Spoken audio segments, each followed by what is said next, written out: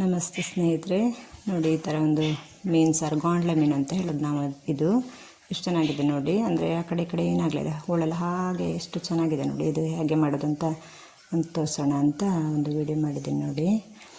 ಇದು ಕಟ್ ಮಾಡೋದು ಸ್ವಲ್ಪ ಕಷ್ಟ. ಇದು ನಾನೊಂದು ಶಾರ್ಟ್ಸ್ ಹಾಕಿದ್ದೆ ಮೊದಲೇ, ನನ್ನ ಚಾನಲಲ್ಲಿ ಹೋಗಿ ನೋಡಿ ಕಟ್ ಮಾಡೋದು. ಬೇಕಾದರೆ ಇದರಲ್ಲಿ ಕಟ್ ಮಾಡೋದು ಹಾಕಿಲ್ಲ ನಾನು. ಇದು ಮಸಾಲೆ ಮಾಡಿ ಸಾರು ಮಾಡೋದು ಮಾತ್ರ ಹಾಕಿದ್ದು, ಕಟ್ ಮಾಡೋದು ವಿಡಿಯೋ ಮಾಡಲಿಕ್ಕೆ ಆಗಲಿಲ್ಲ ನನಗೆ. ಅದೇನಾಗುತ್ತೆ, ಮೇಲ್ಗಡೆ ಒಂದು ಚಿಪ್ಪೆ ಥರ ಬರುತ್ತೆ ನೋಡಿ, ಇದರಲ್ಲಿದೆ ನೋಡಿ, ಅದನ್ನು ಒಚ್ಚಿ ತೆಗಿಬೇಕು ಆ ಥರ ಮೇಲಿರೋದನ್ನು.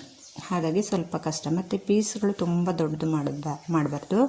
ಅದು ಸ್ವಲ್ಪ ಅದಾ ಸೈಜಲ್ಲಿ ಮಾಡಿದ್ರೆ ಮೀಡಿಯಮಾಗಿ ಉಪ್ಪು ಹುಳಿ ಖಾರ ಚೆನ್ನಾಗಿ ತಗೊಳುತ್ತೆ. ಈ ಥರ ನೋಡಿ ಚೆನ್ನಾಗಿರುತ್ತೆ. ಆವಾಗ ಸ್ವಲ್ಪ ಗಟ್ಟಿ ಮೀನಿದು, ತುಂಬ ಮೆದು ಅಂತ ಏನಲ್ಲ. ಈ ಥರ ಕಟ್ ಮಾಡಿ ಸ್ವಲ್ಪ ಮುಂಚೆ ಉಪ್ಪಿಗೆ ಹಾಕಿ ಇಟ್ಕೊಳ್ಳೋದು.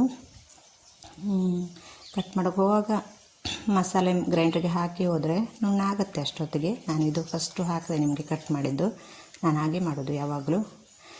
ಈ ಥರ ನೋಡಿ ಮಸಾಲೆ.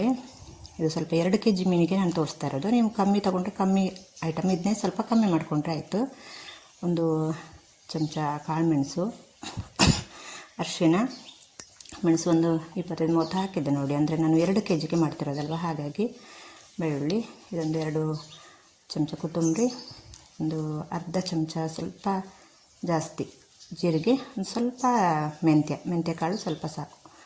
ಈ ಥರ ನೋಡಿ. ಅರಿಶಿನ ಇಷ್ಟು ಹಾಕಿ, ನಾನು 2 kg ಮೀನಿಗೆ ತೋರಿಸಿರೋದು. ಒಂಚೂರು ಕಮ್ಮಿ ಹೆಚ್ಚು ಕಮ್ಮಿ ನಡೆಯುತ್ತೆ. ಇದು ಹುಳಿ ನೀವು ಇದೇ ಪ್ರಮಾಣದಲ್ಲಿ ಹುಣಸೆ ಹಣ್ಣು ಸಹ ಹಾಕ್ಕೊಳ್ಬೋದು.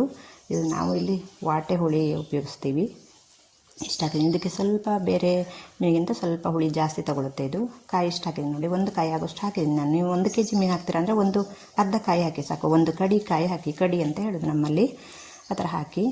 ನೀವು ಮಿಕ್ಸಿಯಲ್ಲಿ ಬೇಕಾದರೆ ರುಬ್ಬೋದು. ಮೀನು ಸಾರಿಗೆ ಮಾತ್ರ ಸ್ವಲ್ಪ ಗ್ರೈಂಡ್ರಲ್ಲಿ ನುಣ್ಣಗೆ ರುಬ್ಬಿದಷ್ಟು ರುಚಿಯಾಗುತ್ತೆ. ಮಿಕ್ಸಿಯಲ್ಲಿ ನುಣ್ಣಾಗುತ್ತೆ ಅಂದರೆ ಸ್ವಲ್ಪ ನುಣ್ಣಗೆ ಮಾಡಿ ರುಬ್ಬೋದು, ಏನು ಪರವಾಗಿಲ್ಲ. ಅಂದರೆ ಒಂದು ವಿಡಿಯೋ ಸ್ಕಿಪ್ ಆಗಿದೆ ಇಲ್ಲಿ. ಅಂದರೆ ನಾನು ಇದಕ್ಕೆ ಒಂದು 4-5 ಹಸಿಮೆಣಸು, ಒಂದು ಈರುಳ್ಳಿ ದೊಡ್ಡ ಪ್ರಮಾಣದಲ್ಲಿ ಹಾಕಿದ್ದೀನಿ, ದೊಡ್ಡ ಒಂದು ಈರುಳ್ಳಿ, ಒಂದು ಟೊಮೆಟೊ ಹಾಕಿದ್ದೀನಿ.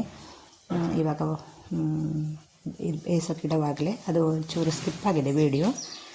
ಆ ಥರ ಮಾಡಿ ಇದನ್ನು ಸ್ವಲ್ಪ ಉಪ್ಪು ಹಾಕಿ ಮುಚ್ಚಿ ಇಡಿ. ಇದು ಚೆನ್ನಾಗಿ ಕುದಿಬೇಕು. ಹಸಿಮೆಣಸು ಬೆಂದಿದ್ದು ಗೊತ್ತಾಗುತ್ತಲ್ವ ನಿಮಗೆ.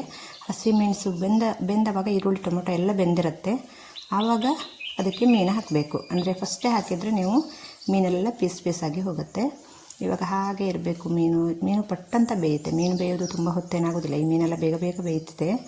ಈ ಥರ ಕುದಿ ಬಂದು ಎಲ್ಲ ಬೆಂತು ಅನ್ನುವಾಗ ಹೀಗೆ ಮೀನು ಹಾಕಿ ನೋಡಿ, ಎಷ್ಟು ಚೆನ್ನಾಗಿರುತ್ತೆ. ಹಾಗೆ ಇಡೀ ಮೀನು ಕಟ್ ಮಾಡಿದ ಪೀಸ್ ಹಾಗೆ ಇರುತ್ತೆ. ಒಂದು ಚೂರು ಆಗ ಸೌಟ್ ಹಾಕಿ ತಿರುಗಿಸಬಾರ್ದು, ಚೂರು ಅಲ್ಲೇ ಹಂದಾಡಿಸೋದು. ಮತ್ತು ಬಟ್ಟೆ ಹಿಡ್ಕೊಂಡು ಹೀಗೆ ಮಾಡ್ಬೋದು, ಅದು ಏನಾಗಲ್ಲ ನೋಡಿ.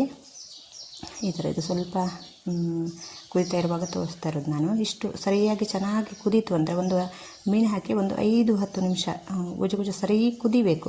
ಅಷ್ಟೊತ್ತಿಗೆ ಪಟ್ಟಂತ ಆಫ್ ಮಾಡಿಬಿಡಿ. ನಂದು ಇದು ಮಣ್ಣಿನ ಪಾತ್ರೆ, ಇದು ಇಳಿಸಿ ಇಟ್ಟ ಮೇಲೂ ಕುದೀತಾ ಇರುತ್ತೆ. ಹಾಗಾಗಿ ಸ್ವಲ್ಪ ಅಷ್ಟು ಇದು ಮಾಡಬೇಕು ಅಂತೇನಿಲ್ಲ. ಆದರೆ ಬೇರೆ ಪಾತ್ರೆ ಇದ್ದರೆ ಸ್ವಲ್ಪ ಕುದಿಸಬೇಕು.